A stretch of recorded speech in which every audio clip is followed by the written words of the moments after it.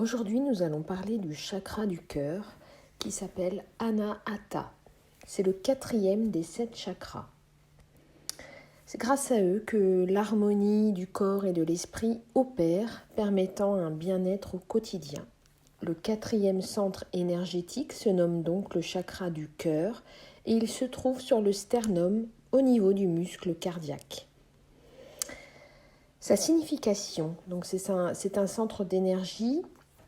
On l'a dit, en sanskrit, il est appelé Anahata et il est représenté par un lotus vert à 12 pétales. Celui-ci est l'origine de l'amour, permettant de manifester la joie.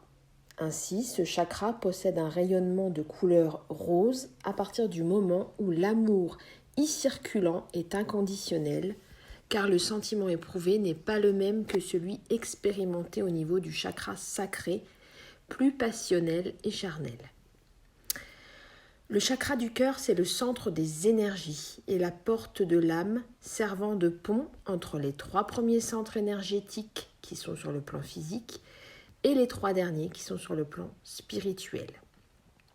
Il génère uniquement du positif et n'émet pas de négatif.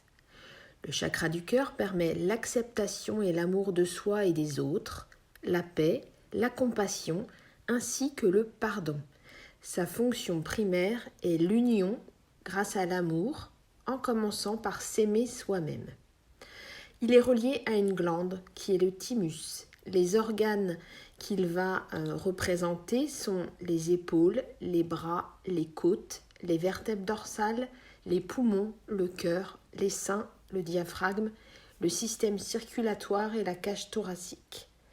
Il est relié au sens du toucher. Sa couleur est verte, l'élément qu'il représente est l'air, le métal, le cuivre. Son mantra, si on veut le rééquilibrer, est le son Yam. Alors, quelles sont les manifestations d'un chakra du cœur équilibré ? Donc, quelqu'un qui a un chakra du cœur équilibré aura une forte volonté de s'occuper des autres, une joie de vivre et un état naturel qui va, de manière générale, laisser s'exprimer ses émotions.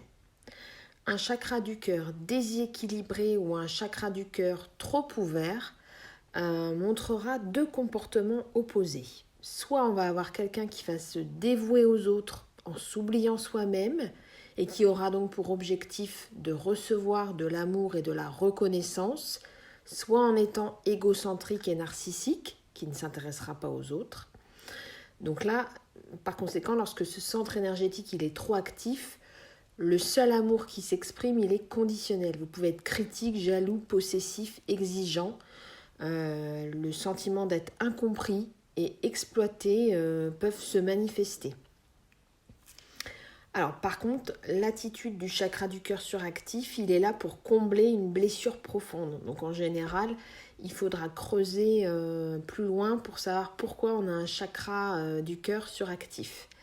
Quand on a un chakra du cœur qui est bloqué, souvent ça montre que le cœur il est fermé à autrui et c'est des gens qui vont être très souvent colériques, dépressifs, égoïstes, indifférents, haineux, très possessifs et très jaloux, qui vont être dans l'intolérance permanente, qui vont être souvent seuls et qui n'exprimeront pas d'amour envers eux-mêmes. Donc c'est des gens qui ont du mal à aimer, qui ont du mal à pardonner et à prendre des décisions. C'est surtout des gens qui ont besoin d'être rassurés en permanence. Alors, lorsque le chakra du cœur il est sous-actif, il s'exprime aussi dans le quotidien. C'est-à-dire qu'on est souvent déçu en amour, les échecs amoureux ou amicaux sont fréquents, mais vous fuyez la réalité dans de nombreuses activités intellectuelles ou physiques. Et vous vous persuadez que vous n'avez pas d'amour. Donc, tout ça, c'est des signes de chakra du cœur déséquilibré.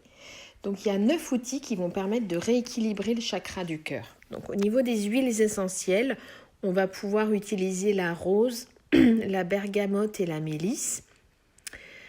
Au niveau des élixirs de Bach, on va pouvoir utiliser le hou, le chèvrefeuille, le marronnier rouge, la chicorée, la centaurée.